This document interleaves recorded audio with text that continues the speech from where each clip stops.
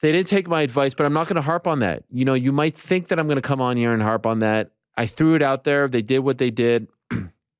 And honestly, my fear was it was going to be like a 10-second knockout and be super depressing and Fedor would be out cold on the mat, face down or something. Didn't happen. Actually lasted longer than I thought, if I'm being honest. And then we had the nice moment in the cage with all the legends. So it ended up okay. I was worried about the worst case scenario. It ended up being okay. And it was such a nice scene. It really was. It was beautiful. And it just made me feel warm, fuzzy, nostalgic inside, and also made me feel like, why can't we have more of this? I liked it so much that, in fact, we have put it up in the studio. We have immortalized the moment. Here it is. Can we get this shot right here? I mean, look at that.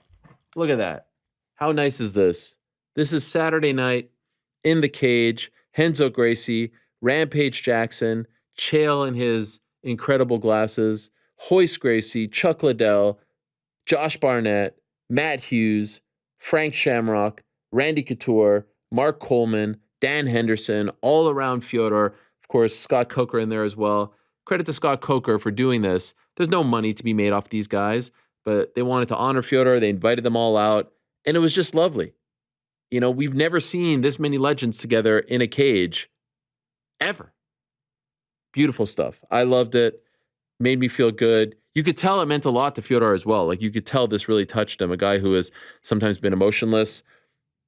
Just tremendous stuff. So I am going, like, I don't even know what, is this like the poster? You remember the picture of the first Hall of Fame class in baseball, like in I don't know what it was, like 30 something. It was Babe Ruth sitting next to Lou Gehrig and all these guys. Like, that's what this feels like. Without these guys, there is no MMA. These are pioneers. These are founding fathers. These are trailblazers. These are legends. Any word you want to use. If there's ever a UFC, or excuse me, an MMA Hall of Fame, like we are putting all these guys in there. It's just an amazing photo. So this will forever be immortalized here on the set, right above us. Great stuff. We found out on Saturday morning via the internet, Instagram, Twitter, Dana White made the announcement, making a lot of big announcements these days, doing them up. I like that. I appreciate that. I think it makes it feel special, better than some throwaway tweet with some, out of focus photos stitched together. This is good. More of this. I like this. And he announced that the coaches for the upcoming season of The Ultimate Fighter, I believe it's the 31st season, will be Michael Chandler and Conor McGregor. And so we talked about this last week, of course. It was a real thing. Chandler being the front runner. They tried to go after Nate, never really got off the ground. And then Chandler was option 2. And so they're going to start filming it in the next few weeks. And it's going to air May 30th to August 15th. And then it will culminate in the third quarter. Last I heard, September. It will culminate with a fight between Conor McGregor and Michael Chandler. Huge fight for both men. Obviously, it's a fight that Chandler wanted, and it's the big return fight for Conor. Date TBD, location TBD, weight, I'm told, 170. So that's interesting. More so for Chandler than for Conor, because, of course, Conor has a few 170 fights, or at least a couple, under his belt, the 2 Nathan Diaz fights. But this is interesting because he comes back. You're going to see a lot of Conor McGregor. They're going to be pushing it a lot. For the first time ever, The Ultimate Fighter will not only be airing on ESPN Plus, but ESPN Linear as well. So that's the channel, the main ESPN channel. When I say linear, I mean like the actual channel on TV. So you could get it on Plus, but you could also get it on ESPN. The other ones that they did in the ESPN era were just on Plus. So this is big. And ESPN Social, SportsCenter Social, they're all going to be pushing this. I mean, it's a ton of Conor content coming your way. So if you missed them, a lot is to come. And the dynamic will be interesting and the fight will be interesting. And so this is the way they're going to do it. And, I like the fight very much. There is a part of me that wonders, all right, is too much of a good thing not a good thing? Meaning, all right, you got this, this big return and everyone's very excited about it, but will he feel overexposed? Will typically I feel like the heat between the two coaches fizzles out by the end of the season. Now, there's not a lot of heat between Conor and Chandler at this point. It's not like it's Rampage and Rashad. It's not even like it's, I don't know, Sarah and GSP. So maybe this works. One thing I know for sure, I doubt we'll see Conor in the familiar jersey, as we've seen in the past, which I think is a good thing. And this is his second time coaching. Of course, back in 2015, he did it with Uriah Faber, and that was pretty well received. There was the famous moment with TJ Dillashaw and the Alpha Male team and all that stuff. And so I am looking forward to seeing how that all plays out. I think it's going to be really interesting. And so at the top of the show, in about 15 minutes, we'll be joined by Michael Chandler to talk about it all, to see how it all came together, and to see how he feels about coaching opposite one Conor McGregor. This is a massive opportunity for him, and especially considering the fact that he's coming off a loss, it's a big deal. Like, this is bigger than a title fight. So we'll get the thoughts of the guys on that in a moment. Some breaking news. Earlier this morning, we found out, speaking of Conor, someone that was instrumental in his career over the last few years, and someone who I think is the best, among the best managers in the game. I would put him in the top 3, 4 at the moment. Well-respected, highly respected manager in the game, Tim Simpson, who has been on the show before, both in studio and via Zoom. Of course, we had him after the Leon win, Izzy, all that stuff, announced that he was starting his own MMA management group. And we tweeted that out at around 11 a.m. This morning. I actually have the press release right here. It's called Chosen Advisory, but let me read the press release because it's pretty huge. It's pretty massive, and a lot of people are talking about it this morning.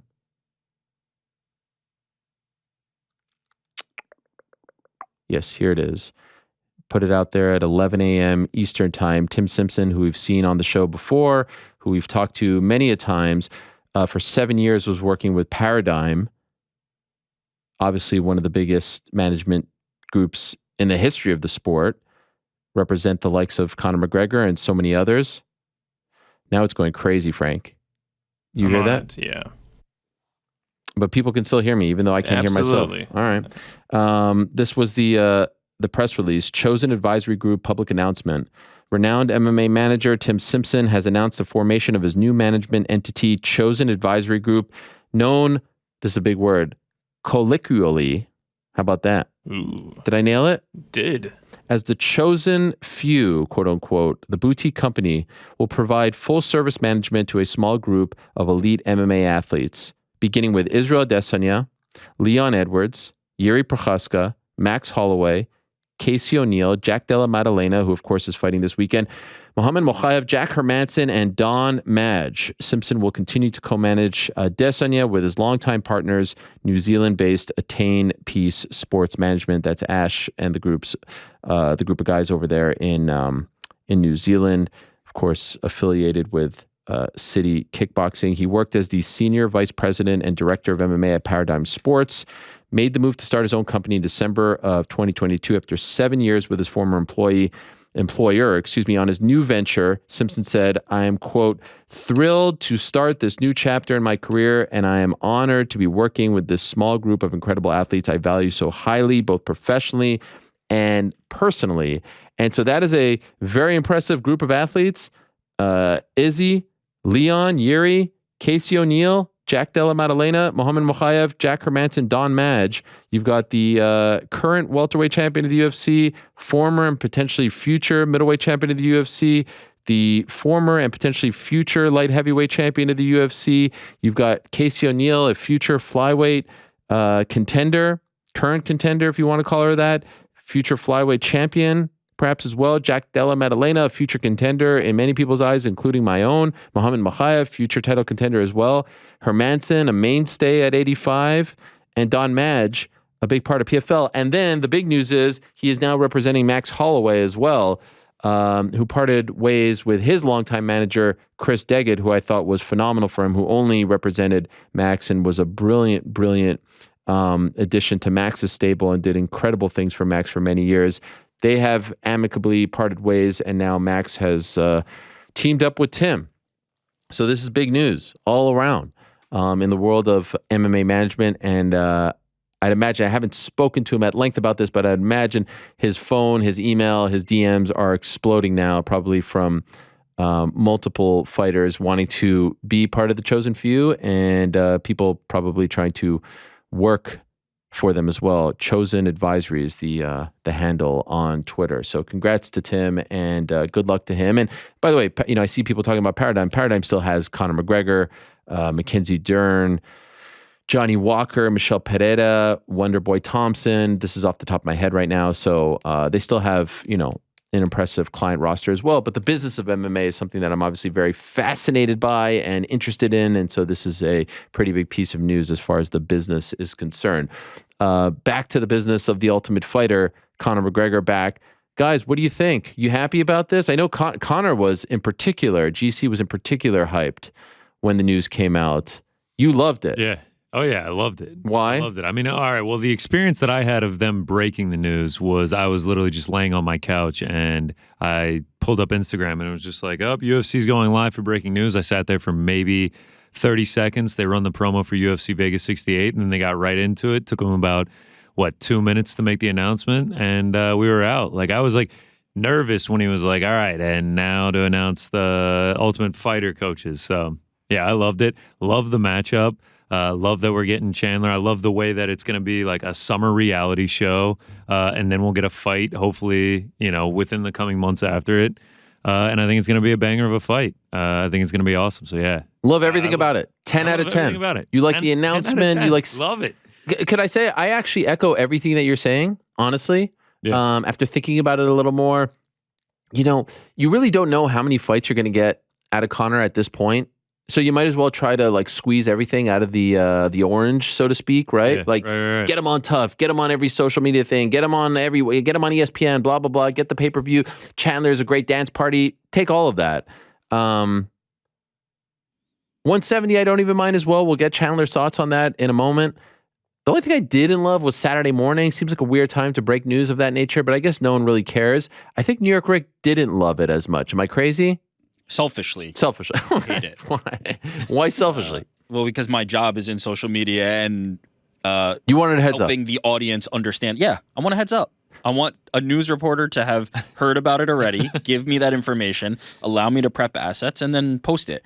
I don't want Conor McGregor fights announced on a Saturday morning or on Thanksgiving in the case of Cowboy Cerrone. Yes, that was a great Give me a heads up. See, that's why I loved it, because I didn't have a heads up, because I was just laying there and I was like, oh, UFC's going live. And then right when I clicked on it, it was the special announcement thing. And I was like, oh my God, what are they about to announce? Is this a mistake? Did they accidentally just post this again? And then I see there's 30,000 other people watching it. And then he makes the announcement. I was going crazy when it got announced. I was like, oh my God. What were you doing? Oh were you doing push-ups? What were you doing? Jumping jacks? I stood up and started quickly pacing around my kitchen. Wow. My girlfriend was like, what is happening? What is going on? I was just like, McGregor's back. He's doing tough.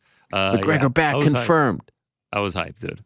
And this time, did they make you wait for the announcement, or was it instantaneous? So that's why it was perfect for me, because I later saw that Dana was just 10-minute warning, we're about to do the announcement. I didn't see any of that. I literally just jumped on Instagram, got a notification, jumped into the announcement, and within 5 minutes, everything was done and wrapped. So, for me, the timing was perfect. If I had to wait another 45 minutes, I wouldn't have liked it as much. But for me, the timing was perfect on Saturday.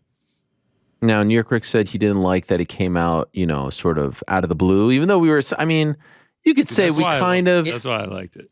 If fans like Conor, if there's more of them out there, this Conor, not Conor McGregor, if there's more fans out here who want it delivered in this way, then I can't complain. But selfishly, hate it. Don't ever do it again. Okay, so I actually love the fact that they just dropped it. I always feel like the announcement should be, a big deal. But does that feel like a big deal? Saturday morning when so the only thing I didn't like, Coast is asleep. The only thing I didn't like was the Saturday morning part. That seems very strange to me.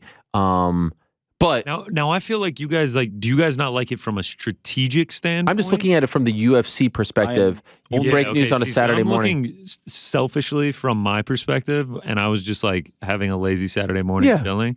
So like it was great for me. Like I see what you're saying with the UFC perspective strategically. But news is news. Like Kyrie Irving got traded on a Sunday afternoon. It just sort of happens, and they probably wanted to own it, and they didn't want someone to break it, and so that's fine.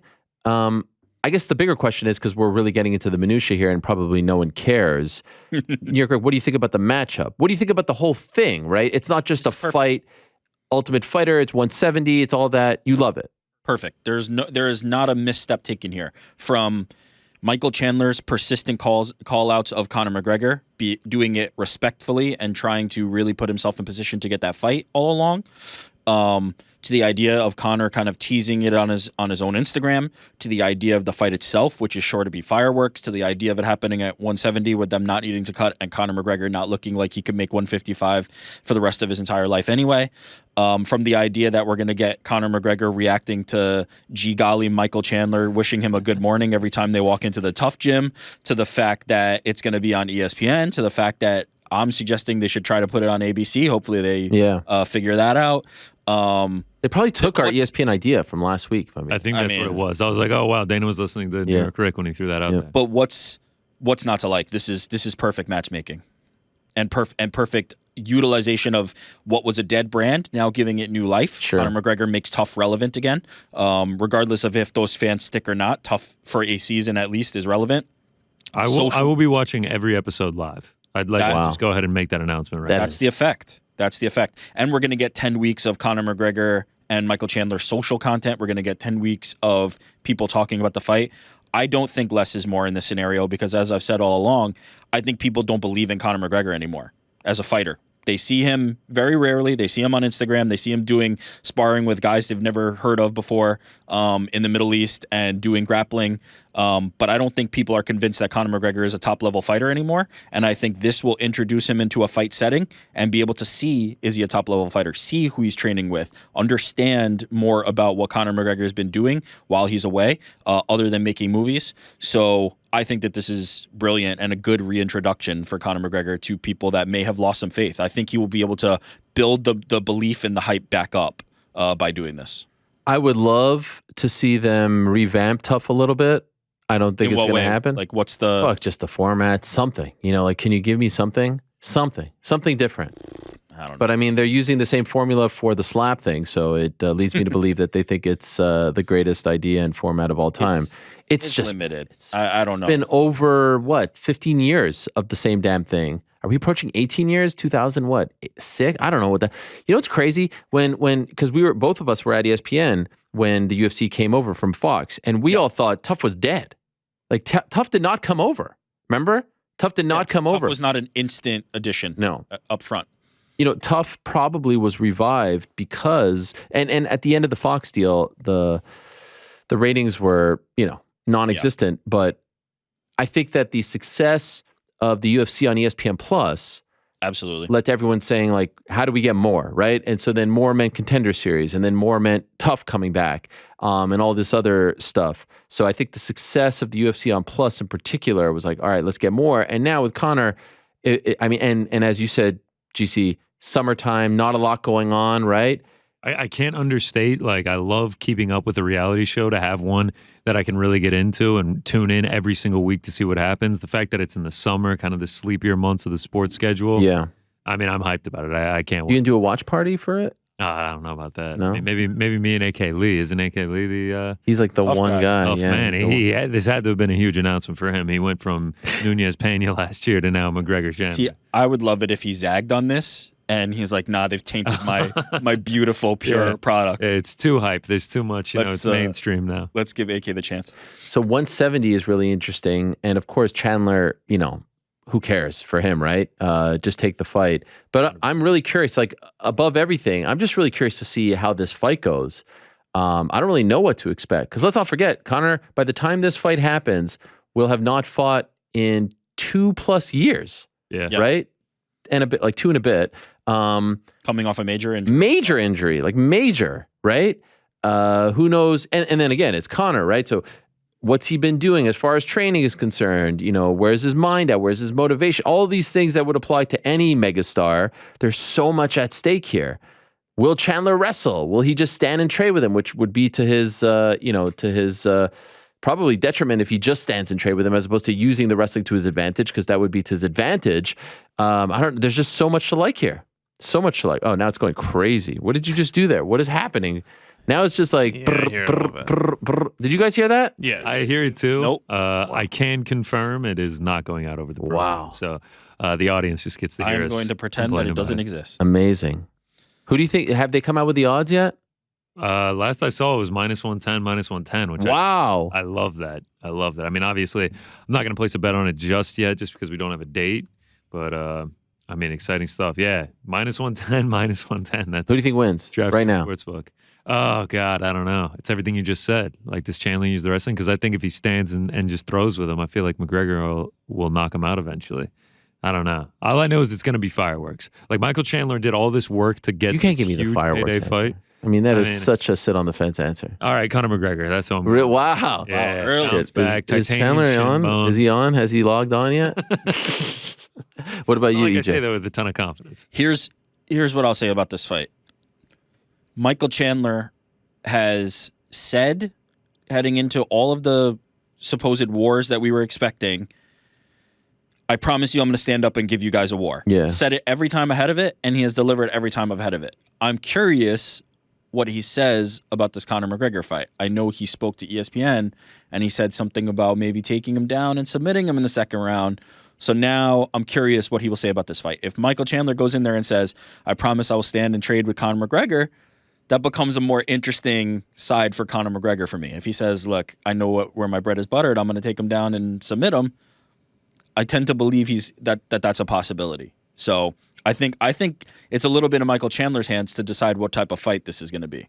I think he controls where it takes place. On the feet, Conor McGregor is still extremely, extremely dangerous. If you listen to Conor, though, on the ground, he's going to be extremely dangerous, too, talking about all the elbows and things, the wild attacks that he has off his back. So I'm excited about it. And by the way, I don't think they're going to be lovey-dovey. I think a lot of people think they're going to be lovey-dovey. I think it's going to be a little more. There's no way they can spend as much time as they're going to and it remain lovey-dovey. There's no way they go through a whole tough season and McGregor doesn't start throwing shots at him. Well, I just think Michael Chandler can be grating. When somebody's too nice, it becomes annoying. Especially in a competition. He's too nice. Like, I just don't want. Stop being nice to me. I don't want it anymore. And Chandler is so good. He had the video. He had the video ready to go. Like, the second the announcement was made, he had his own video. He had his own announcement. And then he's like firing it up. I'm coming to win the competition. I'm going. That's what I love. Yeah, he's like very focused on winning tough before he takes on the opponent. Looking at the phone first. Like, he just saw it on the phone. It was like, well, there it is. There's the announcement. That was great. He filmed that like a week ago.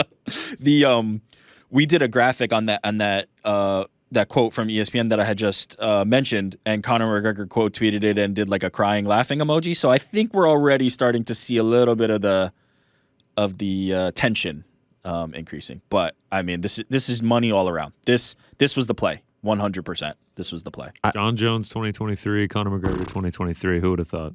Yeah, I mean, I think they probably wanted it in 2022, to be honest. But yes, this is, if it all plays out, this could be a really, really big year. You know, the pay-per-views last year, I think at times were a little bit underwhelming. We've got, I mean, just think about this stretch here coming up. 284, fantastic main event. Just pound for pound 1 versus pound for pound 2. supposedly. What is not, I mean, where's Leon at? Well, Leon gets no love? What are we talking about? Okay. He's my number 2, if you ask me, but whatever. Disagree, but yep. Okay, so you have that. Then you have March 4th, the return of John Jones against Cyril Gane. Then you have March 18th, the return of Leon Edwards, trilogy fight against Kamaru Usman. Then you have April 8th. Oh, by the way, that was also in the announcement. They're going to Miami, the 305. Jorge Masvidal, Gilbert Burns, incredible. Alex Pereira versus Izzy, 4 or 2, depending on how you view it. I think it should be 4. That's incredible. Then, okay, we've got May, we'll see. We've got June, we'll see. We've got International Fight Week, always gigantic. August, we'll see. September, if it's this one, gigantic. And so that is just an incredible 6-month or so stretch for the McGregor UFC. Tough. Yeah, mixing the tough. McGregor Chandler tough going on for 3 of those months. Like, I mean, these next 4 main events for these pay-per-views is unbelievable. Like, unbelievable. sprinkle in a little Francis Ngannou, Tyson Fury, and all of that, and We're talking. No. Katie Taylor versus Amanda Serrano. I mean, there's so much. Croke There's Park. so much, and we'll get to all that. All right, let's talk to the guys. And it was mixed emotions on Saturday. Of course, for the past month and a half, we had Mysterious Frank on the outside looking in, and we've instituted a new Parlay Pals situation. This was his first time back in the mix, and we said if one person fails to, carry their weight, they're out. The other three march on. So unfortunately for everyone who took part in the Parlay Pals, we did not win because, right? We didn't win. Yeah, we lost. Yeah, we did not win. What happened, New York Rick? Tell us what happened. Me? What? Oh, it was me, was it? Oh, for a second there, actually. We've got the graphic. For a second there, I was actually, Let's see did the I graphic. screw this up? He went against the great Brendan Ward. Let's see the that we graphic. just Oh, I interviewed. should have told Brendan that. Yeah. Golly. I'm honestly, I'm very thankful you did that. I wouldn't do that. That's more of egg on my face. Louis Yeah. Spivak, no sweat there. Amanda Serrano, no sweat there. Rini Nakamura, no sweat there. Yeah. Unfortunate. I could do the what had happened was and give you the whole breakdown and all this stuff because there was a justification, there was a reason. But instead, I would just ask. I'm begging for mercy. Like I'm sorry to you guys, but could I propose that maybe the punishment is me having to live with the knowledge that I did this and how people will view me, and I don't have to actually be punished? By the way, it was looking good early on. Well. Yeah, I'm not gonna do that because I don't want to like explain it. I feel like a schmuck for betting against Brendan Ward. Well, now, yes. After that story. He's he's very rootable. He's very likable. By the way, I say rootable. Yes. I don't even think rootable is a word. We're gonna use it. All right, fine. He's very root forable. Root forable, yeah. So now we march on without you. Yeah, Rick got I'm gonna be Mysterious Frank. heartbroken. Yeah, you got Mysterious Frank. Now I what? will say at like what time was it? Maybe like 1:30, 2 o'clock. I texted our chat and said, "Ready to get Mysterious you Frank did. tonight, baby." You were starting to doubt yourself even before the card. All right, I said I wasn't gonna explain. What I really wanted was the under on that fight, but it wasn't available at DraftKings. So I was just like, we should have just waited on it then. Was it available by the time the fight happened? "Oh yeah, but that's Oh, after." but Wednesday. And I was like, you know what? I'm gonna play hero here. I feel like Saba, more technical fighter. He's on a roll right now. Brennan didn't look great in his last fight. I'm feeling pretty Were confident. you looking on best fight odds or Just blew DraftKings it. Sportsbook? It may have been available at the time. I didn't see it. Man. Tough. Well, so what is the rule now? We go 3 until Yeah, if we lose, Rick's back in. Okay. So if we lose this weekend at UFC rooting for you 284, guys. sure he will. Hey, by the way, for a minute there, Amanda Serrano was getting a little, a bit of a war. I wasn't worried necessarily, but you never know how those things go. She absorbs quite a few punches, yeah. Yeah, and we'll get into that. And by the way, someone actually asked me, who asked me on Saturday night, like, is GC going to stay up to watch the Derrick Lewis fight? And I was like, nah, I don't think he's going to stay up. And then I see you're tweeting all about it. You actually stayed up to watch it? Oh, yeah. Made it all the way to the end. I mean, by the time I got home from the Amanda Serrano fight, it was like 1 o'clock, 1-ish. I unwound a little bit, made myself a quesadilla. By the time that was all done, I mean, we're talking 1:30, 1:45. I was like, there's only a couple fights to go. Might as well just tough it out here. So, yeah, made it all the way to the end, and then quick first round finish, right to bed. Now, New York Rick had to work it, so you had an excuse. I was working, yeah. You were just watching. What was it like watching till? I will be honest with you guys. I did not stay up till 4 a.m. to watch it. I'm too old for that. It was only like 3:15. Couldn't do I that mean, either. this is the time that I'm usually working on UFC pay-per-view nights. So it's like it wasn't that crazy. Yeah, I guess. Like, aren't you're doing the Ringer show? Yeah, but I'm not watching at 3. But yes, you're right. I was tired though. Bellator. No, listen. Yeah. Don't get me wrong. The quality of this did not necessitate staying up for it. Yeah. There you go. Bingo. That's the It was thing. not There was the no quality- atmosphere. Yeah.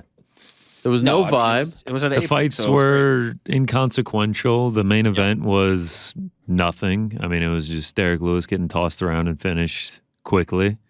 And yeah, I can hear the Straight to bed. European fans like playing. Oh, their little you know what? violins For our Cry me a river. I'm That's so all right. I'm so sick of that. By the way, this is a North American sports league. Okay, I respect them It's for a it. global I could never sports do league. it. No, it They isn't. took over the globe. The vast majority of their events happen in North America. Okay, it is not normal for a North American UFC sports league to do a North American sporting event at, midnight. It just doesn't happen. Okay. So Crimea River, we're not trying to say that what you guys do is, look, I love the English fans. I love the UK I love fans. them I more. love the European I'm fans. on your side. I'm on your side. But Helwani's against you. I'm on No, but it's just like, oh, yeah, you deserve. No, that's like you signed up for this, okay? You became a UFC fan living over there. That would be. You don't like it? Move to the U.S. No, by the way, that would be like me complaining that, I had to watch Man United, Man City at 7:30 a.m. It's not a North American sports league. It's catering to their time zone. That's what it is. That would be like me complaining about the Australian Open, times. No. It's an Australian sports. I like watching those off-hour events. So do I.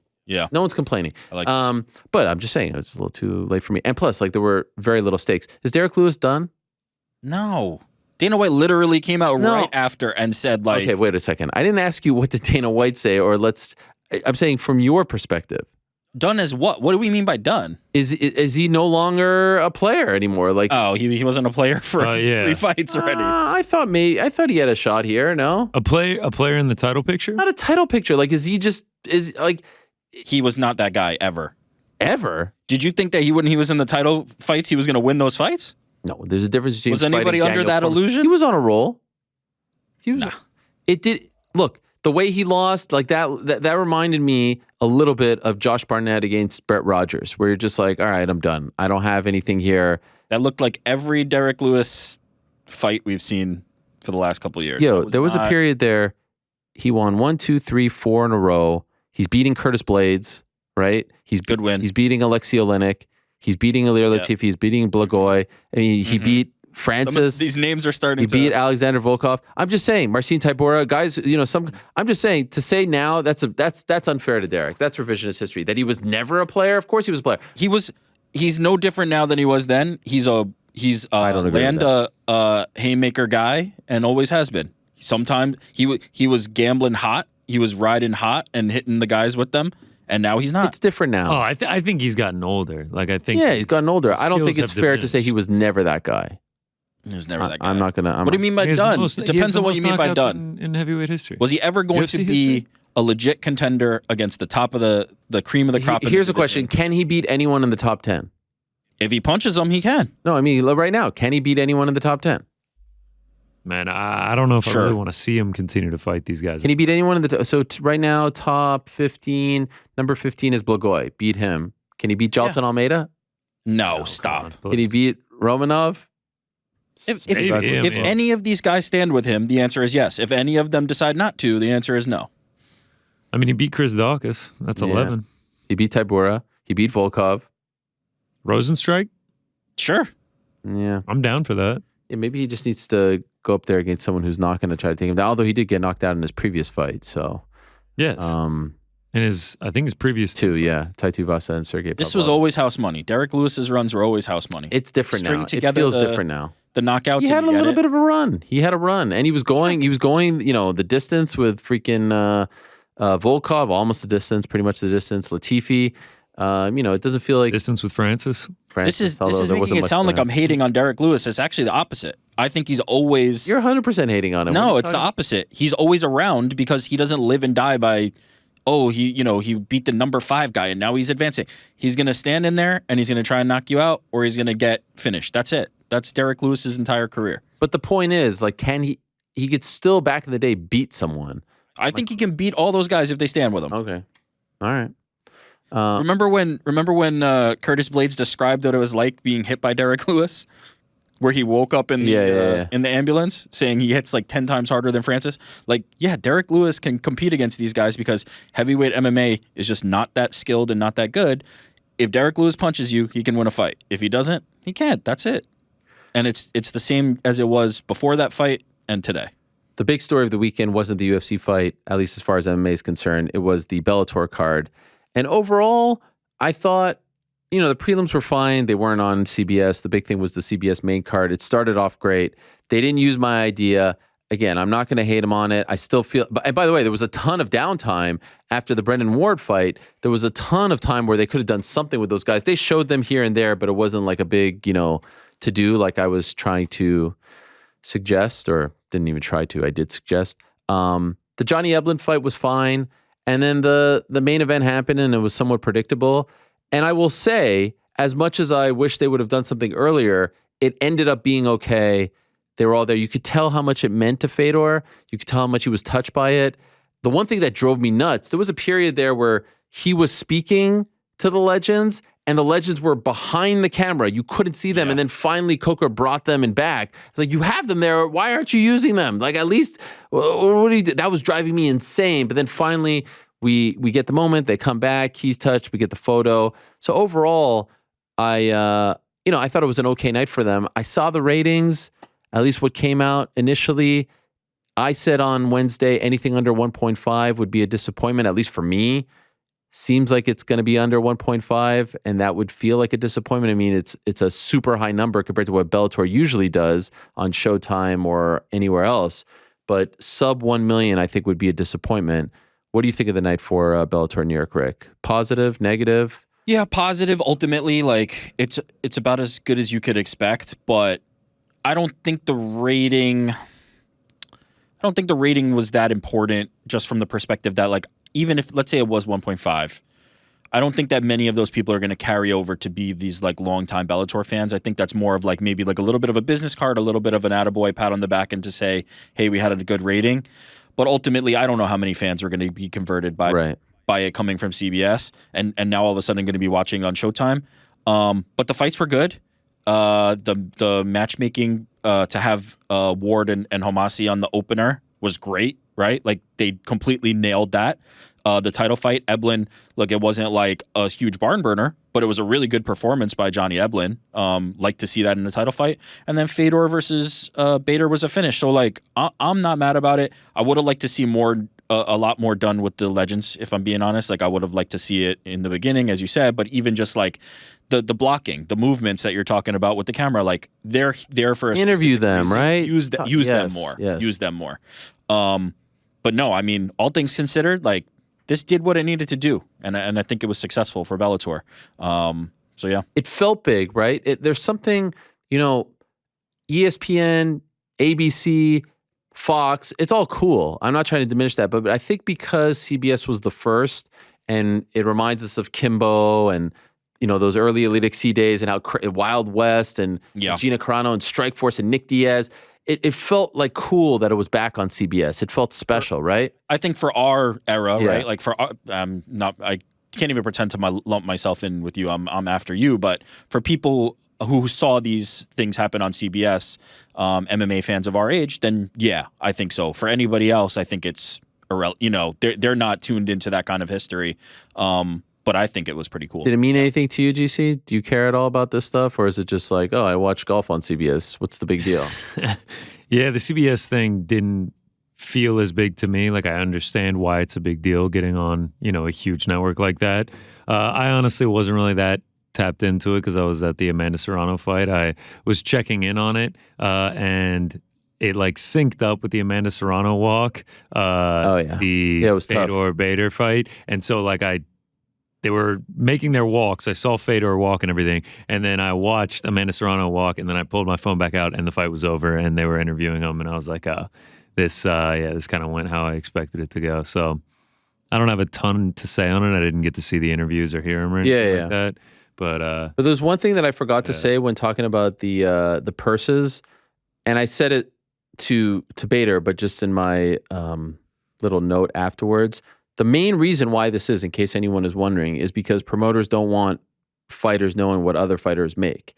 They will tell you it's because, Dana loves to say it's like because they don't want their purses to be public so that hanger-oners, as they say, or hanger-ons, whatever, know and hit them up for money. But like that's a ridiculous thing when you have football players who are making $400 million, and like everyone knows what everyone's making in sports. The reason is because they don't want someone else who's like, second rank but not as popular being like, hey, why is Sean O'Malley making this much and I'm not making this much, et cetera, et cetera, et cetera. That's the reason. But again, please, those numbers more often than not are not real, and so to get all up in arms about it is a waste of time. Can I propose one thing as a devil's advocate? Sure. By talking about the fact that the numbers are, by not necessarily the actual practical releasing of the numbers, but by continuing to talk about the fact that the numbers have come out, as opposed to just being shadowy, right? No numbers at all. Like, we don't have any numbers. is there not a conversation then started about, okay, now we can springboard to these numbers are fugazi, these are not real numbers, and use it as a leverage point, as a springboard to then have the conversation about the fact that these numbers are not real and maybe inevitably, but they're down inaccurate. the line, they're not real numbers. So you might as well say $5. Sure, I agree. It feels just as shadowy, like sketchy to release numbers that aren't real. It's like you might as well do $10. Like the numbers. And mean nothing. I've seen artificial Photoshop like meme pages just making. I think Jack Slack once made up salaries, and then DC and RC actually like talked about them. You're as kidding? If they were real? No, I'm not. Oh kidding. my gosh. But I think that's your point, right? That the harm is in the fact that if people don't know, they can be used to say, yeah, this is it, and it's completely wrong. So They're totally made up numbers. They're like, there's not. By the way, not giving away too much. Those dudes made a hell of a lot more closer to 7 figures than they did that number. Bader said it himself. Yes. So it's like, and I saw that and I was like, what? And we've seen this 1,000 times. Like the Conor one is the best. Nevada usually likes to give it out to, some of the Vegas media on fight night. Conor McGregor made $1 million guarantee. I'm like, you didn't fucking make $1 million guarantee. You made nowhere near $1 million. What are you talking about? That's absurd. So what's the point? What's the difference? Why don't you say $1? He made $1 for this fight. He made money. Yeah. He made money. It's totally useless. And then and the problem is we know this, or at least some of us know this, and then the fans see it, they don't know it, and they get crazy over it, and they start tweeting about it. And I think there's maybe some other media that doesn't know this, younger media, whatever it is. So what's the point? Yeah. Why even do it? It's fair. I would not even, honestly, like if I'm California, I'm like, are these numbers real? Are these legit? If not, don't give it to us. Who cares? Oh, you're saying from the promotion. Everything. California. The whole or thing is the commission to the By the promotion. way, I wouldn't be surprised if like the dudes on the prelims, those are real numbers. 2K, well, there'd 2K, be no benefit 5K. to inflating or whatever. But these ones, like, it's just stupid. It's just so other fighters. So it kind of drives me nuts. And I got hit up a lot yesterday, and I was going to reply, and I'm like, what the hell's the point? I was too busy replying about the Kyrie Irving trade and the big Nottingham Forest. I was going to say, by the way, Forest, just big 3 points. Yeah, I'm gigantic. breaking news right Another now. trade? It seems like the trade is not done yet. Oh! There might be a third team getting involved and all this Did stuff. all these dudes jump the gun? No. I think the trade will happen Holy shit. as constructed, but there might be like a third team now. There's all kinds of things per Woj of ESPN. By the way, I don't care what anyone says. I got all these like, stick to MMA. You couldn't pay me. You couldn't pay me to have Kyrie Irving on my team. I would not do that in a million years. A lot of people I feel like have that. No chance. I don't care if it's Spencer Dinwiddie and a bag of balls. I don't want Kyrie Irving on my team. I'd rather have no one than have him on my team. It hurts my heart because that's your guy. The guy meant so much to me at the time that it happened, and now it's just like I can't look at him the same anymore. And this, by the way, has nothing to do with my feelings on like the movie and all you're that talking stuff. a basketball. He's just too much of a problem. It's too much distractions. Too much. Yeah. All right. So Bellator, good night for them. UFC. How was Matchroom at the Hulu Theater? GC, Mysterious Frank.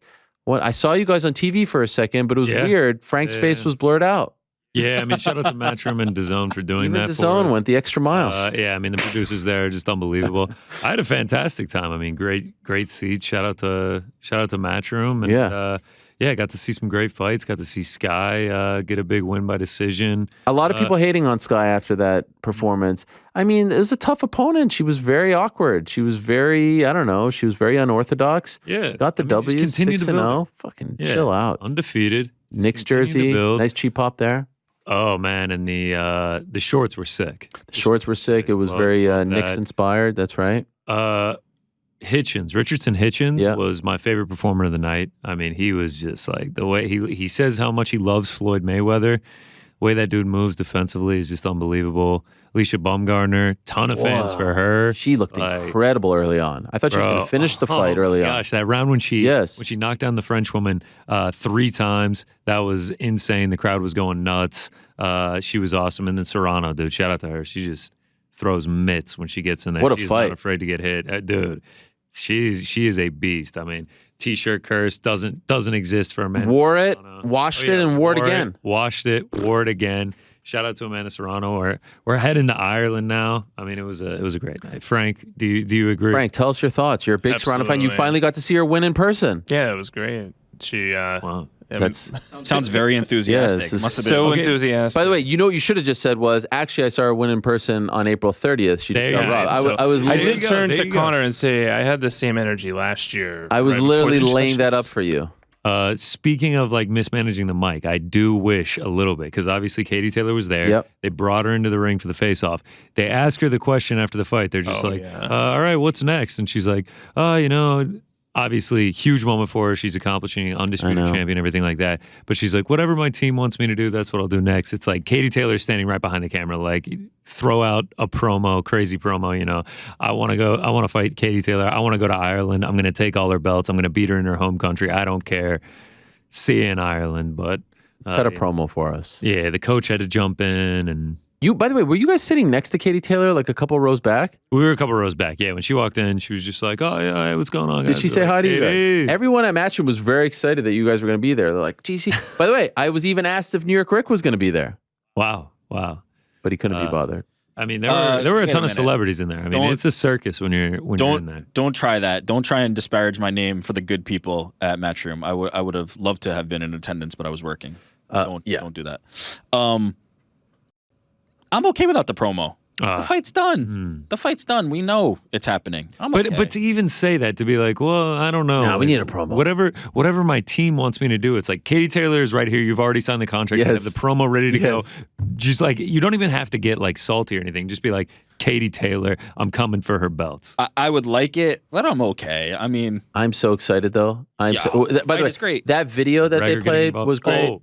The video was great. And did The it not video was play in fantastic. the, It didn't play in the in arena? time, no. It didn't play sound. Frank bolts as soon as it ends, and then they replayed it with sound. Okay. Touching Okay. moment. Why'd you bolt so quickly? I had places to be. Okay, wow. No, the Nightlife Frank over here. so on Friday, I got to.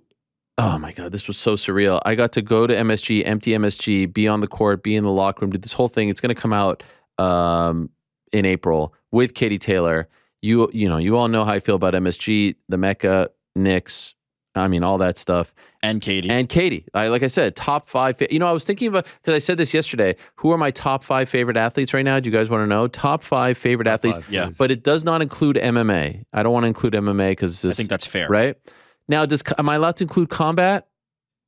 Well, yeah. Okay. You're You're how setting are you the going to do rules here. Katie Taylor? Well, no, without it's because then maybe you could say exclude Katie Taylor. But I want to include boxing because I'm not necessarily the boxing guy. Maybe soon. I mean, Okay, I mean we're taking over. wait. Now you're going to have to exclude darts and boxing Oh, soon yeah, too. fuck It's going to Michael be like Smith. Oh my gosh! Speaking of darts, just a real quick thing. Okay. The amount of people just coming at my neck saying that I lied about the 180 is just What, they think you made it up? unbelievable. Oh yeah, a lot Don't of. you have a picture? Oh yeah, multiple pictures from the evening. Almost got a few of them. I guess the next thing to do is a video. Yeah. I'm gonna have to start filming every single one of my dart sessions. It'll be good for film to review. Twitch? I can show it to Michael Smith when he comes in. Bully boy. this is the new, betting slips. This is the new receipt.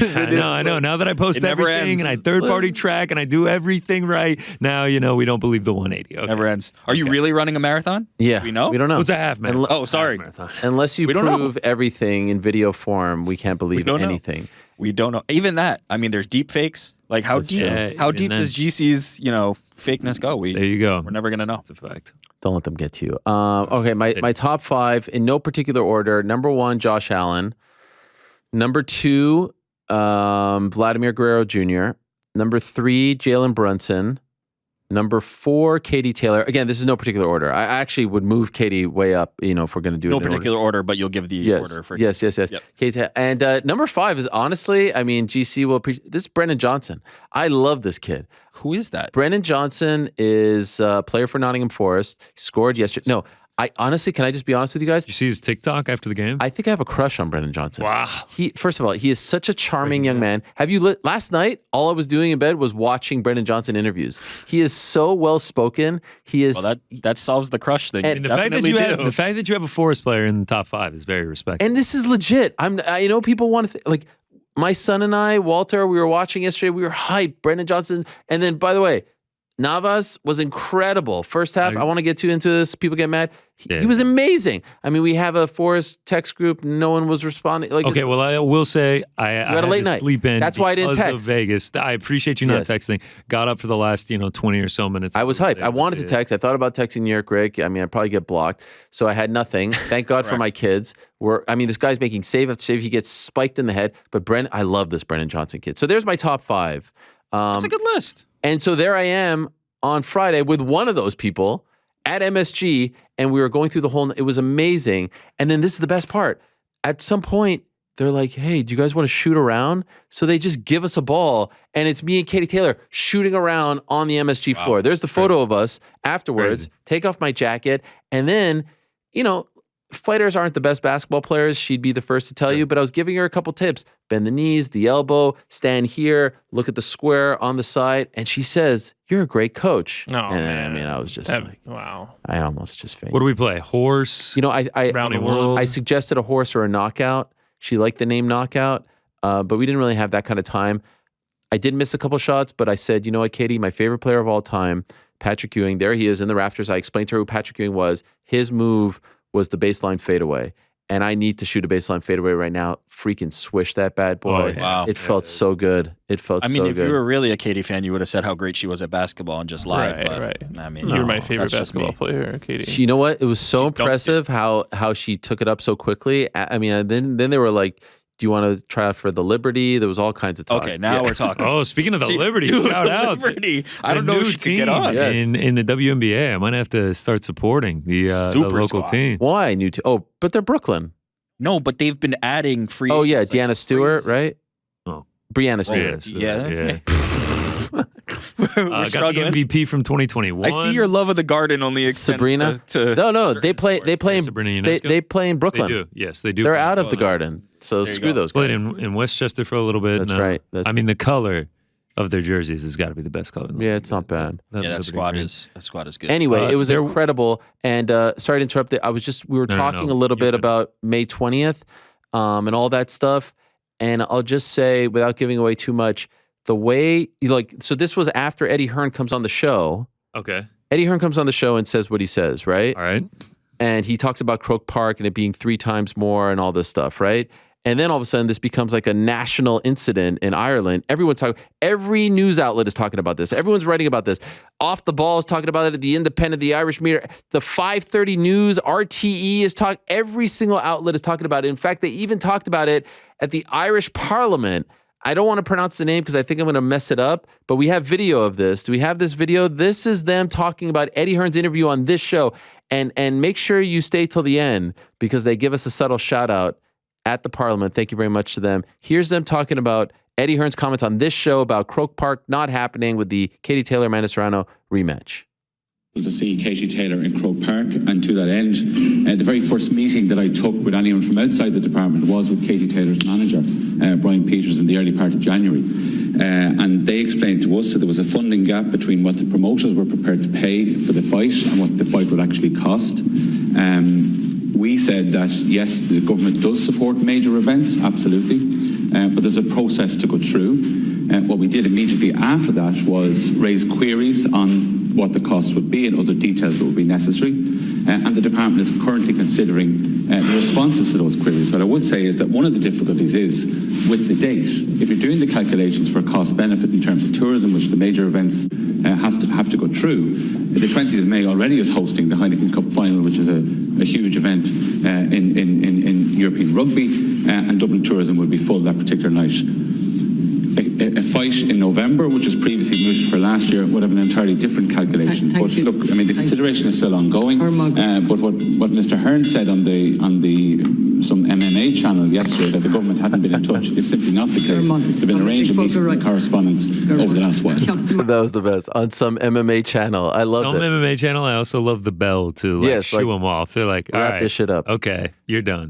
All the other outlets saying, they either said some MMA channel, they said the Ariel Helwani show, or they would say like something called the MMA Hour, and then very much be confused as to why Eddie Hearn is talking about a Katie Taylor boxing match on something called the MMA Hour. This reminds me of when we were at Mayweather McGregor in 2017, and Isaiah Thomas, the legend, stopped by our set to do an interview with me. And so it was great because all like Carrot Top was there, Stephen A came on, Skip Bayless came on. It was incredible. It was like one of the best weeks ever. But Isaiah Thomas, the Pistons legend, comes on the day after Kyrie got traded for Isaiah Thomas, the other one, and he said some things about the trade, and then PTI spoke about it, and Tony Kornheiser goes, Isaiah Thomas was on something called the MMA Hour today talking about this trade, and he was very confused, so that reminded me of that moment back in 2017. But this was crazy.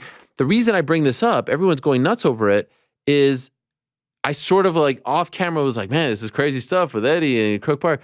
No idea what was going on. She is so blissfully unaware of what is going on. Social. I was like, you don't use. She is so like focused and just like blinders on. It's actually quite amazing. I don't know if there's many athletes on the planet that are that unaware of all the shit. Like doesn't look at anything, comments, bullshit, Instagram, Twitter. It's really impressive. So I was like, wow, Ireland is freaking out right now, and you're just unaware, which is for the best. Don't get caught up in it. Let other people deal with it. Let Eddie deal with it, right? There's a reason she always looks so happy and is always smiling. That is a good point. That's a good point. Coming from the social media guy. Yeah. Listen. Oh, God. Who preaches? Who other than me in your life preaches more for you to ignore comments, get off social, don't do this, don't do that? I know. It's me and Katie. I might listen to it now. And Katie. When she pulled up at the boxing match on Saturday, she showed up like 30 minutes before Serrano fought. So low key, no one even batting an eye. She's in a low key outfit, everything like that, just like very under the radar. One moment that you guys will love, it was Katie taking a picture with Rick's goat, Clarissa Shields. Mm-hmm. I mean, just and the goat. Yeah. the photo was being taken by Sky Nicholson. Oh, wow. That is something right there. That is amazing. Yes, I wanted to go, but obviously we had to do the Bellator CBS thing. Great scene afterwards, and it looks now, it's going to happen May 20th. Looks like it will be 3 Arena. Although here comes Conor McGregor. Oh my gosh, how good. What a scene that was, right? What I love the kind of like inside baseballness of some of this. Like, I just love the idea of Conor publicly being like, I got 500K, here it is. Eddie can't respond publicly, and especially not with a number, right? Because this is a negotiation. Obviously, he can't come over the top and be like, oh, actually, it's X amount. Right. So he's like, let's just DM. Then Conor's like, no, we don't need to DM. Like, here, I'm talking about it. And then Eddie's like, let's DM. The inner workings of this are very interesting to me. You know what I also loved? I'm watching the DAZN card on Saturday, and then they throw to an interview with Eddie solely talking about this exchange because it happened Friday night. And I was like, man, we would never get this in MMA. Like, imagine something like this happen, and it's like, yeah, let's go to Eddie Hearn to talk about the exchange with Conor McGregor. It was so, in a way, like journalistic, but inside baseball. I loved it. I was like, oh, this is so refreshing. This is so great. As opposed to, MMA is often presented to us in a very pro wrestling-like manner, right? We only see a certain amount in front of the curtain. We don't see anything behind the curtain. This was a very behind the curtain thing, talking about Croke Park and it not happening and all that stuff. Could you imagine from a PR standpoint, and we're looking at some of the tweets here. I love, what's the crack, lad? I love this. Give me the current landscape. I'm in. Is this doable still? Or is it a double show? The point first with Croke Park later in the year. Oh, like, will she do one at 3 Arena and then Croke Park post the GA season? I'm in either way. She better be getting her worth for this also. Like, this feels like it could have been a DM, right? But that's what I'm saying. Yeah. He's publicly showing the appreciation, whereas Eddie's like, yeah, take it offline, let's talk. Yeah. Like, I just love that. I also love this, like, Sunday night going into the week, Monday tomorrow. Let's keep us posted on hashtag Katie for Croke Park. But by the way, brilliant move on his part because Oh God, yeah. Even if it doesn't happen, he can only was the come guy. out good from this. Like, say it does happen and you stamp proper 12 and the Black 4 Gin Irish Stout all over everything and he's the hero in it, or if it doesn't happen, he tried to make it happen. Like, it only turns out good for him. Smart move. either way, Croke Park, 3 Arena, I'm there. Plus, I love like that. Is that a promise? That is a promise. guarantee? I don't even care if I'm Frank's trying to talk me into it. working. We were at the first one. I feel like I mean, based on how excited Frank was about the Serrano fight, he's There's probably a lot already going booked on the today. tickets. The MMA Hour live show, huh? oh my god. We I love that. by the way, we McGregor sell that. Katie How quickly would we sell that out? What do you think? Tickets on sale, 2 minutes. What do you think we could do? 1,000? What could we do?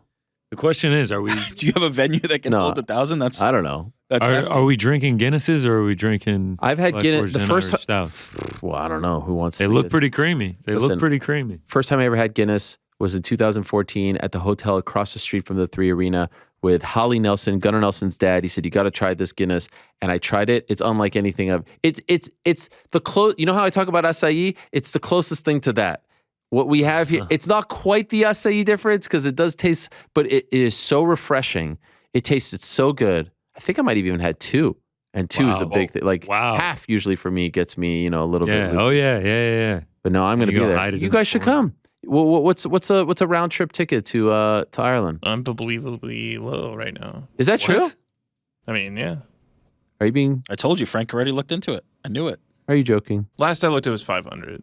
For a round trip? Yeah. That's not so bad. It's cheap. In this day and age, Unbelievably low. I was In this expecting- I economy? was expecting a little bit lower. in this economy, This economy. I can't wait. Are the odds out for this yet, GC? Oh yeah, they've been. What a see. I've still been talking about 2014, 8 years later.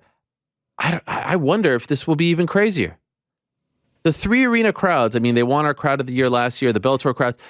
There's a part of me that's almost, Croke Park would have been insane, but such an intimate venue for her fighting in Ireland for the first time as a pro. Ireland This is in the- springtime too. Yeah. Oh man, I'm starting to dream about it. This is the T-Mobile versus MGM. MGM. You know, Yeah. Although, There's- Croke would have been. it's smaller. Katie Taylor minus 180. Wow. Plus 150. I mean, I feel like dog or pass. You know. I mean, you guys know. Is my Hey, don't be showing up with that. is my Puerto Rican pass. flag gonna get thrown out at this arena? Like MSG? Didn't it get thrown out at MSG? Yeah, it got thrown out at MSG, but then on this past weekend there had to have been 100. Oh, weird. flags. I don't know if you even make it in the the building. You want to talk about Puerto Ricans showing up, man? On Saturday they showed up and showed out. They were loud and proud on Saturday. Better much sport so. to watch at Hulu, Frank. MMA, you saw PFL there or boxing? I have to say, the view that we had, the boxing was it was top notch. It's nice, I mean, right? it was Yeah. easily the best view I've ever had for a fight. I posted a picture from the venue. A lot of shade getting thrown. Hulu, at they the don't know. beloved Hulu. They literally don't know. They don't know about the Hulu Theater. It's such a fantastic venue. I think I start to love it a little bit more every single time I go. Yeah. What was the shade? Oh, I They saw were some just like, people what is this, a saying. bingo hall? Yeah. They were like, what is, Oh, what is man. this, a Tijuana They don't- hotel? Hulu's an even know. amazing Like, theater. They Hulu don't Theater even is, know. come on. I mean, don't get me started about the roof. The roof is iconic. Yeah. But Hulu, I saw Glory there. The thing There's about not a bad seat in the house. It's incredible.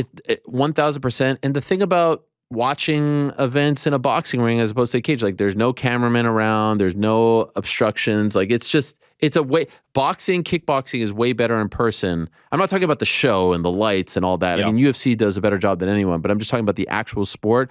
It's just a lot easier to see what's going on. By the way, how does, so I was obviously there at the Taylor Serrano 1 card, but that was a different, like match. Now you've been to all these different promotions. How would you say the Matchroom card is? Like, how's the show? Did it flow? Was it a good vibe? How would you say the production was? Yeah, it flowed well. I thought Yeah, the the production pacing was was super really high. good. Nice. Yeah, I mean, they got like they had a DJ going the whole time, and like he was like Puerto Rican or something, but he was hyping up the crowd the entire time.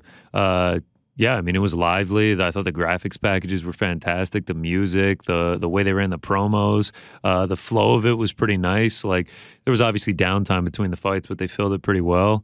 Yeah, I thought it was good, man. They're the closest thing to the enjoyed UFC in terms of production as far as boxing is concerned right now. Production value was very high, and like the hype videos before each fight. Yeah, I very much enjoyed it. Frank, you echo that?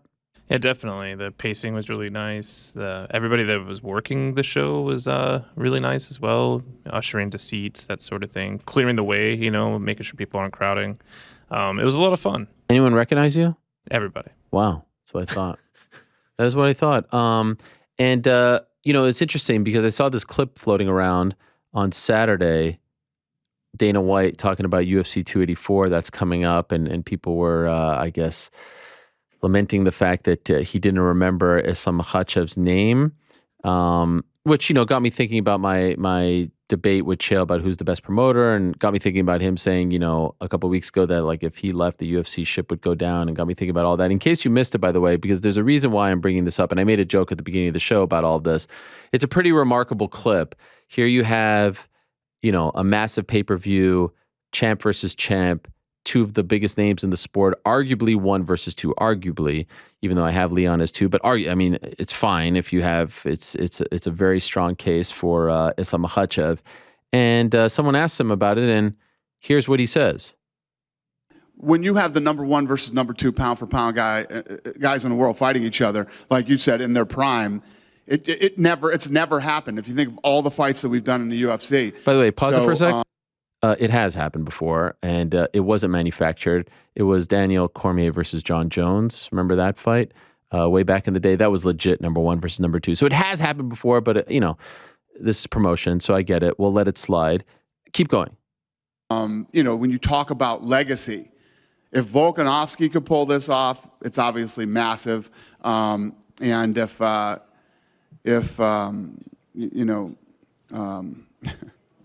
yeah, can pull it off, it's, he's on his way to building an incredible legacy. Doesn't even remember Islam's name. And then when someone tells him his name, doesn't even say it on the microphone. You don't even hear his name. How is that possible? Please explain to me how this is possible. How could you be the promoter where your singular job is to let the world know that these things are happening, that these fights are happening, that you need to pay $75 on ESPN Plus pay-per-view? How is it possible? Now, are we just going to chalk it up to, it was late, or he's got a lot on his plate, all this? Come on. You should be relishing. Remember that one, UFC 217, when I came up here, he's like, who's got the first question? How could you sit here with a straight face and say, that's good promotion, that that's the best in the business, that we deserve that the ship would sink without that? Didn't remember Islam Makhachev's name? I was blown away by that clip. Who wants to give him an out? Who wants to give him a pass right now? Does anyone want to give him a pass? Who wants to give him a pass? I feel like New York Rick wants to give him a pass. You want to give him a pass? Not even me, the constant contrarian, can even. That's unbelievable. Muster up something. A lot of people were like, "Well, it was 4 a.m. It was like midnight on the West Coast." Yeah. To me, it was just hilarious. The fact that he's just like, if he and then doesn't even say it. Doesn't even say like, oh yeah, Islam, my bad. If he can win, then he'll continue his ascension. He's on his way. Yeah, what does that even mean? He's the freaking lightweight champ who just beat Charles Oliveira West and lost in 10 fights. What? What does that mean? It's just so formulaic. And it doesn't even remember his name. Are you kidding me? Now, is it possible? My one pass that I'll actually offer. I didn't. By the way, I didn't expect you to be the one to give him the pass, but please continue. Is it possible Islam has been somewhat critical of the promotion or lack thereof?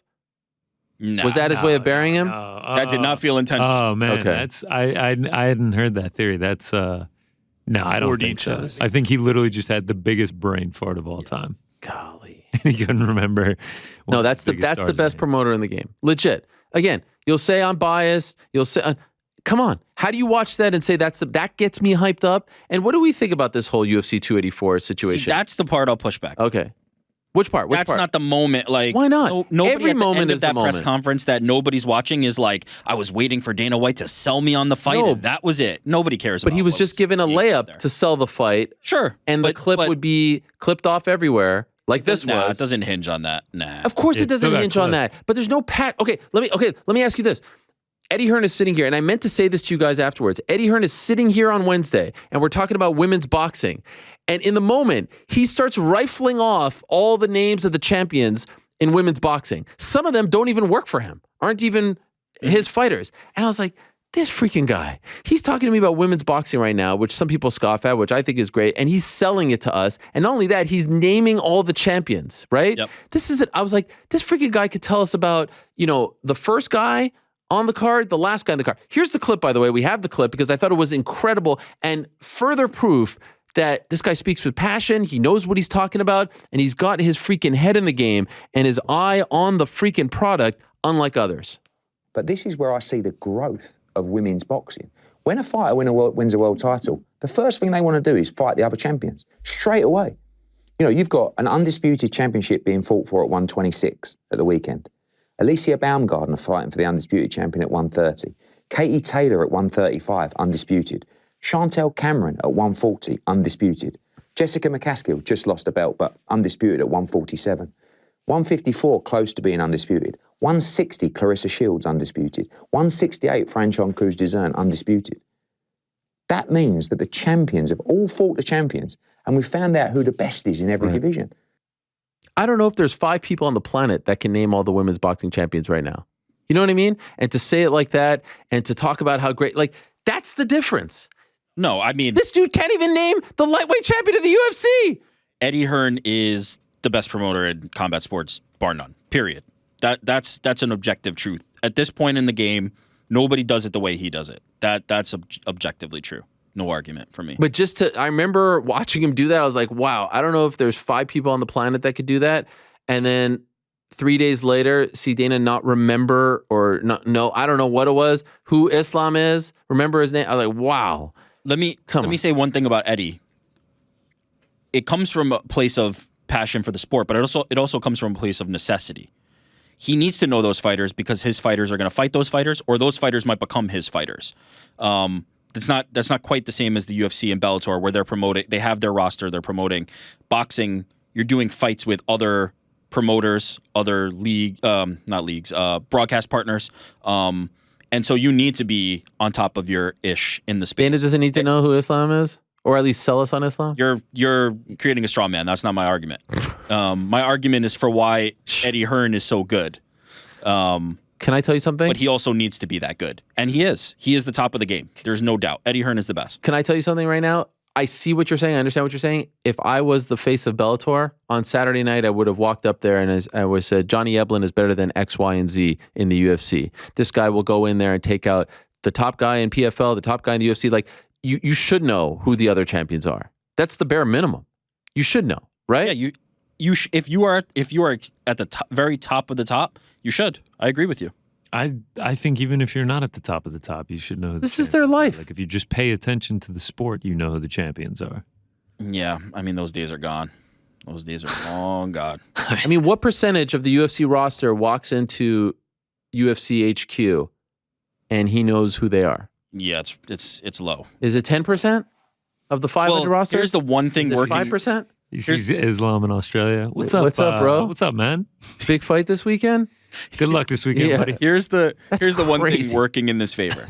60% of these cards are now Dana White Contender Series fighters. Yeah. So you might have seen them before. So And again, remind me how great the Apex is when they move Marlon and Cheeto off of it. Thank you. I'll take credit for that one. They put it in San Antonio, and rightfully so. And Tyler Santos versus Aaron Blanchfield, which is a great fight. But then did you see the rest of that card? The Apex gives them the out to do that. oh yeah, no doubt. Well, also, yes, the Apex gives them the out. But They don't have also, to worry about ticket sales. They don't have to worry about ticket That's- sales. that's- San Antonio. They need Marlon. This is my point. The Apex gives them the out Sam. to give us cards like the one this past Saturday, to give us cards like the one we're getting on February 18th. And then you're faced with San Antonio. You're like, what the fuck are we doing? Why are we putting Marlon and Corey Sandhagen into the Apex? It's time to put it in an actual arena to sell tickets. We can talk about this till we're blue in the face. It will not change until 2 things happen. One, Yeah. ESPN cares. Right. They don't. 2, fans stop watching and make ESPN care. They won't. It's not happening. So Our dear sport. I mean, it doesn't matter. the Neither Fed- of those 2 things is happening. the February 18th card is Read it. You got it in front of us?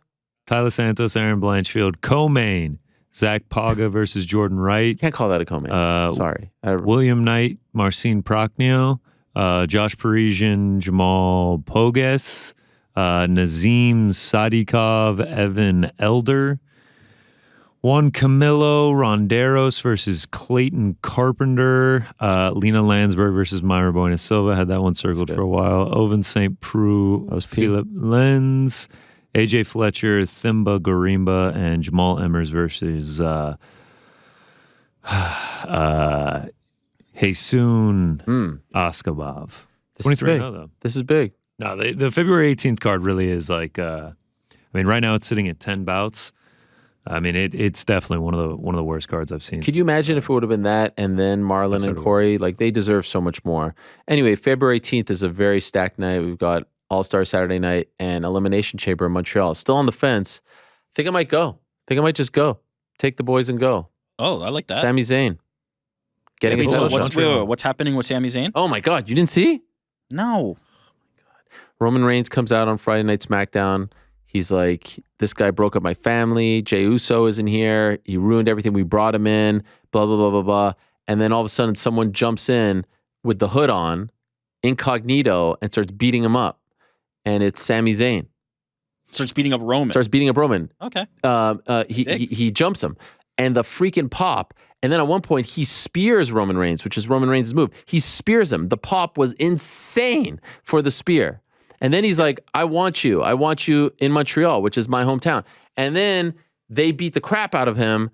And, Solo's there and all that. And he's like, I'll give you broke up my family. You ruined my family, blah, blah, blah. I'm going to ruin you in front of your family in Montreal. And, so it's not Roman. No, it is Roman. It's Roman versus, I was saying Solo was in the mix of all that, but then Roman comes in at the end. He's like, all right, you want me in Montreal? I'm going to ruin you in front of your family. Let me tell you something. Is there any chance he wins? So I've been thinking about this.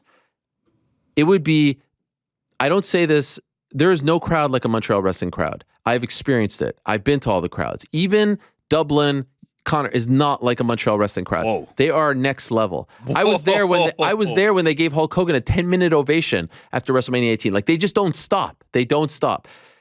There has never been a card with a Montreal wrestler at the very top of the bill in Montreal. They are going to go apeshit. They've got to do so. I think they have to do something to send them home happy. Now, the problem is, this is the worst pay-per-view for him to be going up against Roman Reigns because it's the one right before WrestleMania, and there's never a title change, or very, very rarely a title change, because we know Cody Rhodes, Roman Reigns. Could you imagine? Right? It's already set in stone. Done. So it almost feels like a glorified house show in many respects. So why do it there, though? Isn't that like kind of spitting in their face? This is the way the cookie crumbled. They went to Montreal for a reason. I like that. But I feel, can I just throw it out there? It'll never happen. What's the last one like this? The Daniel Bryan thing? Daniel Bryan, Kofi Kingston. Kingston, They willed it into existence. But if he somehow pulls it off, and then maybe do a triple threat match at WrestleMania, which I don't think people would hate too much. I know triple threat is somewhat polarizing. The place will go The Rock in there too. insane. I don't think he's coming. But the place would just go nuts. It would go insane.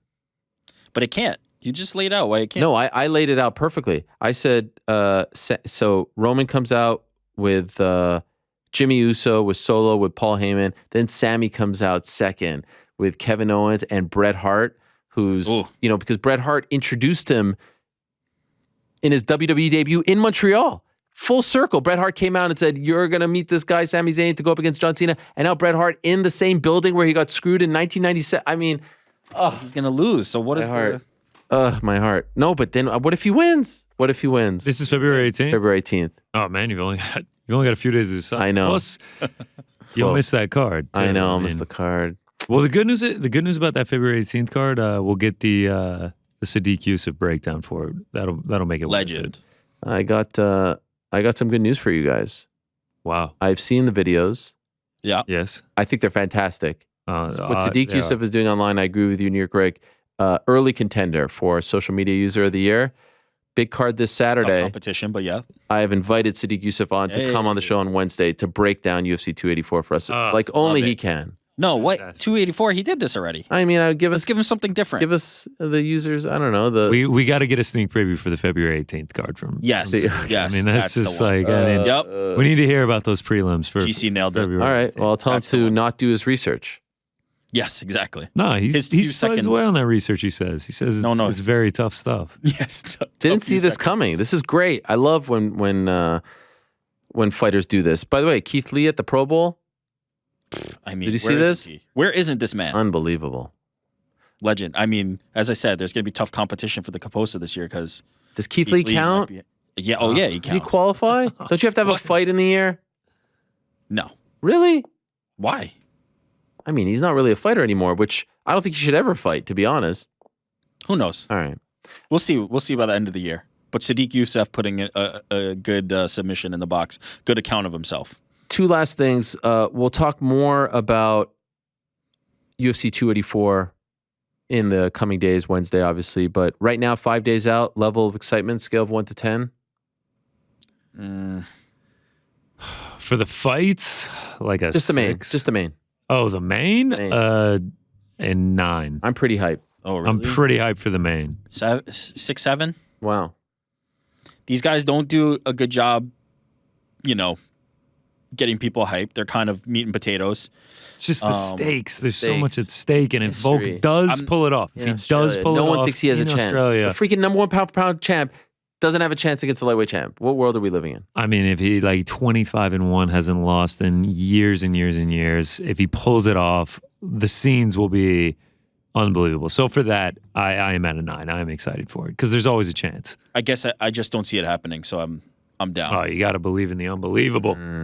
I think I just can't see it. Have a little Just can't see it. faith, have a little Rick. faith in Volk. By the way, Casey O'Neill, our good friend, sent me something. Can see her right down in front, Yeah, I think I know what you're gonna say. Wait, what do you mean? Could see it right down front. Right there. Oh, Picture yes, of yes, yes. Casey. She said, "Hey, Ariel, tell the boys, don't do a spoonful of Vegemite. Put it on some toast with butter, maybe even with a little cheese. They've also got to do a Tim Tam Slam. Bite either end of the Tim Tam and drink a coffee / tea / hot chocolate through a straw, then eat the Tim Tam." Yeah, I'm down for all This is that very because good advice. what I was gonna say on the front end was for the fights, I'm like a 5, 6. To get to try all this Australian food, I'm at a 12 out of 10. I cannot wait. She also added, I'm not a troublemaker, which I knew I was going to hear from her for that one after I said that. I also wanted to clarify. I meant like troublemaker, like in a good way. Like she's just like... Yeah, getting into trouble as fun. Yeah, and also like she wore the Thug Nose shirt. It was... She's shaking up the establishment. She's a disruptor. Yes, She's I love disruptor. There you go. Disruptor is a great word. I love disruptor. Troublemakers always say that they're not troublemakers. Also, Yeah, but that is true. that's right. I like the way you say that, Frank. Yeah, Frank. Spoken like a true troublemaker. And by the way, scale of 1 to 10, Game Bread Boxing 4. What do we think of this card? 25? Oh my! I mean, can you Is possibly this be more real? excited? It feels fake. It feels fake. No. Like, actually, is this real? How many of these fights are going to happen? When I first heard it was Anthony Pettis, Roy Jones Jr., I almost spit my drink out. I was like, wow. It's insane. Wow. I mean, yes, it is insane. Like Aldo Stevens. I'm like, what is going that on? fight, here? I'm like, actually cannot wait Yeah. for. There's a little bit of a spectacle feel to the main event, but Aldo Stevens is Aldo Stevens. Jacare, Vitor Dude, Belfort. Jacare and Vitor, all these are great. How is this all in. possible? I tweeted, Jorge's already my front runner for promoter of the year. How is it possible? This is I got some. Incredible. I mean, same night as WrestleMania. That's the only problem I have with that. But that is a skip WrestleMania. what a Two-screen night. By the way, I might be there in Milwaukee. Great call on their part. Is it the Pfizer or the Fizzerv? Oh, it's definitely Pfizer. The Pfizer? I think it's Fizzerv actually. Now that I say it, no, No. yeah. Frank's tight with the people at Pfizer. What is Pfizer? It's like a merchant services. What? Like What- credit so card what is it, processing. Frank? By the way, why are you whispering, Frank? What's going I'm on not over whispering there? at all. It sounds like you're whispering. You know, Is there anyone back there with a weapon to your head or something? This escalated quite quickly. Fiserv is like a merchant services, like credit card processing. Okay, see, Okay. now he's talking So at a normal Fiserv. level. I will say that. Fiserv Forum, this is going to be in the arena where the Bucks play. Yes. Like, it's not. They're not going to sometimes when the fights are at Hulu Theater, they're like, That oh MSG. yeah, it's at MSG. No, they told me. I asked them. Okay, well, yeah. This is This is, wow. by the way, That a is beautiful big time. stadium. Homecoming. Big arena. beautiful arena. Yeah. Beautiful arena.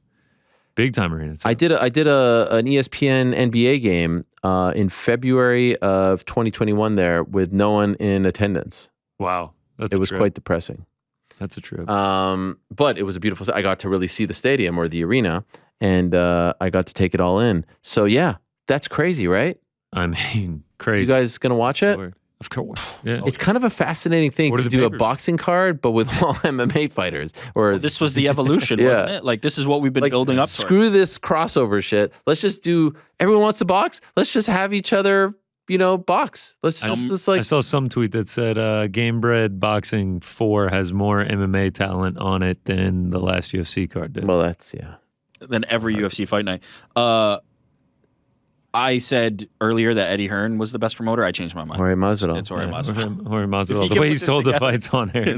That's it. Yeah, and love he's how so you were locked. like- He's able to run down the card while he's driving. That's how locked in. he Yeah, is. I love how you're like, how far are we Yeah. from He's like 4 minutes. It's like 20 minutes later, he's pulling I know. it. I'm looking in the back to see if it's moving. Why are you so negative? It all got done. got I mean, the it's fights still got funny. out. Like, it's Got out. funny. You got to find the humor. Yeah, you gotta find the humor. I'm stressing. I'm sweating here. All right, Yeah, I can tell. give us the recap before we go. Yeah. I was supposed to do that an hour ago. I'm sorry. I got No. too, I worked mean, up. I can run through it quickly. First, before I do that, just because I have it on my screen, let's go to it real quick. Oh, my bad. We're back to the AI. Oh, We're back to the Jesus. AI. This time it's from Kevin Hill. I have to say it's much better than last time. That is a better one. He sent all 4 of us. This is Ariel. Like, you can actually tell who's who. Okay, but Now, I what have a was the couple. prompt? I have an Yes, issue please. with that. Like, why is my forehead? Is my forehead that small? Ariel, we've been The streets are talking. It's not about how the small your small. forehead It's is. not about the small forehead. It's the strong hairline. Your hairline. Yeah, it's strong. Yeah, take it as a All right, compliment fine. because then look at mine. I mean, my hairline is That- terrible. by the way, Oh, that, these are great. that actually Yeah. really looks like you. Dude, I look a little rough and tumble. I'm not sure about the shirt with the cut sleeves, but I mean, yeah. What's going on behind you Okay, there? so I can't I see. feel. See, I don't know. That's the thing. What is the prompt? I feel like Okay, that's on us to I figure think out. I know where the prompt is here. By the way, this is gonna sound weird, or I don't know, but I think that they pulled in elements from the set. Right? Doesn't like the fact that like you see that guy's picture facing on the left, and this looks like the Oh, cartoon of you and Barnett style, right? this, like a little this bit is like you on the watch party. party going Yes, crazy. It's all coming together now. Yeah, Yes. that is what it looks like. Wait, so do you just put in Conor Burks watching fights, or do you have to offer a photo? I'm not sure. no. You can type. You just type. How would it know? How would it know who because it Conor has- Burks is? Jesus Let's Christ, Ariel. re-explain I mean, like this, Again. the hair on the right side, like literally looks like it's from. It has pulled in images How would it? from the internet. You should do your hair like that, Connor. What do you mean? How would it know? How does it know? It's a computer that is. It has crawled the internet. It has taken that art, those images in. It is And they now look- referencing they them look great. and going. Okay, Conor Burks is this person. Here's photos of him. I will pull this in. Other elements, pull it in, and then it combines them to create this masterpiece. Speaking of all that, here is the one for New York Rick. I thought this was Oh, the best one. wow! So By far. angry. That is perfect. I look like a mean baby. It's incredible. Yes. That actually really kind of looks like your eyes. It and the literally hair. looks like an angry baby version of New York Yeah. Rick. Like it looks like something that would go on Nickelodeon. Wait, what's the did the guy put the signature on it, or is that from it? Yeah. Either way, I gotta figure out. Yeah, how to do It is, this. I don't know. This is incredible. I mean, it's absolutely fantastic. His name is Kevin Hill. Shout out to him. He sent me these on Twitter, and then of course he had to do Mysterious Frank. Can't wait. Oh my god! Looks very similar. It to, does. Yes. I mean, Face It is looks very just like long. him. so shout out to Kevin. I mean, those made. So my you morning. think he just wrote Mysterious Frank? That's it?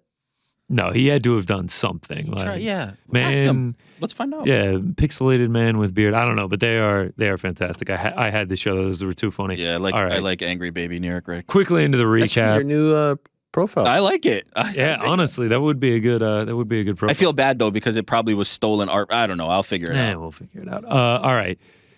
Vegas 68. I do pretty good on the UFC. We're bouncing back a little bit, but we get a clean sweep across Bellator and boxing, both singles and parlays. So felt pretty good about that.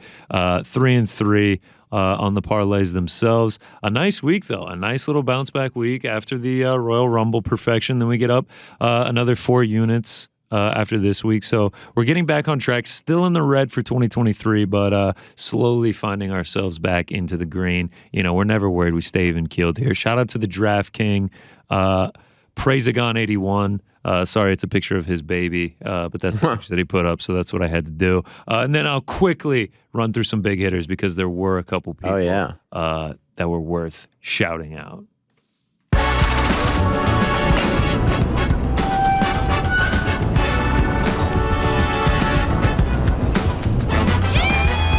Yeah.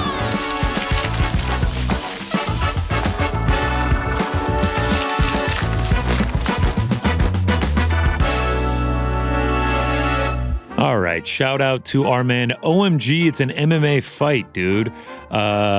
Quite a name, but Wow. he took 4 dogs on the Bellator card, gets to plus 10,468. Used one of those bonus bets that you mentioned earlier on DraftKings Sportsbook. He goes Henry Corrales, Lorenz Larkin, Grant Neal, and Jalen Bates. turns a $10 bonus bet into over $1,000. So shout out to him. Fantastic stuff. Next up, it is Souls UFC. He goes Jubilee to win by KO, TKO in rounds 2 or 3. And then he also goes Park to win by submission in round 2 or 3. He turns $30 into $315 with 2 beautiful exact calls. So shout out to him. Next up, oh, wow. This is really a tragedy. I forgot to change the name from Souls UFC. So whoever this was with this fantastic ticket, man, I really did them no justice. That is really on me. Thank you, Frank. I deserve that. Oh. Someone had this fantastic ticket, and I didn't change the name. Wow. Damn. Wow. You want to give him a shout out or no? No, I can't. It'd just I'll be take too too much long. work. All right. I'm really sorry. Next up, Casey Brother. He goes Park sub parlay. Junyoung Park, Hyunsung Park, both by submission. He turns $10 into $255. Shout out to Casey Boy. That was absolutely fantastic stuff. And then last but not least, Jake Smee. 011-929-70. Shout out to Jake, plus 7,800. He goes all 11 legs of the fight card, 2 pushes, obviously because of the draw with the Doohoo Choi and Ji Yun Kim being taken off, but still, fantastic. Turns $10 into $780. So shout out to him. Shout out to everyone. Sorry for the guy that I... No, listen. I mean, Win or learn. a lot of... Yeah, there you go. Win or learn. And this time I learned, double check that. I also, have been notified I misspelled Milwaukee on the fight post. Did you? Yeah, I got the A and the U. By the way, you think they're going to use it? No. I've already had a couple people bash me about it. If this is the official post of this thing. Oh my God. Well, that's my bad. Last minute news dump. But no, Bellator used your picture from last week with the legend, so maybe they'll use this. Although I'll say I'll add graphic designer to the job title. Their art looks good. Of the Game Bread poster. The actual one. Yeah. Looks great. Promoter of the year. Yeah. Jorge. I saw your tweet. What do you think Conor's announcing? Oh yeah. So all of you have been using the photo. Yeah, it's a I great don't know meme. what he's at. I mean, it's all Yeah. fantastic. It's Meme. what a photo. Immediately went into the camera roll. What is he announcing? A documentary on Apple TV? I saw someone throwing that out. Well, I know they have something coming out with Netflix. Maybe it's going to be on Apple too. Yeah. They've been doing. I just thank him for that photo. So Yeah, no, it is great. You just sent me the this photos. clip, which someone else sent it to me, New York Rick, before we go. Can I play this off the computer? This is back in the day, Dana White on Get Up, talking about Oscar De La Hoya and him not remembering names prior to the Chuck Liddell, Tito Ortiz, Golden Boy MMA card. This was at the press conference. Here's what he had to say. I forgot about this clip. An interview with a kid at TSN in Canada the other day. Bronstetter. He didn't know what anybody was paid. He showed up to his own event at the press conference and didn't know any of the fighters' names. Folk Aged against like style. times have changed. Yeah. Listen, he's on the way up like this. Yes. So He's that was the best part. Is he's when crying, he just you know? fades up. Gets that win. Wins. It'll be. The whole ship would sink, my friends. The whole ship would sink. All right, what a day, guys. You're just biased, man. Yeah, I'm just biased. What a day, what a day, what a day. What a day. Thank you very much.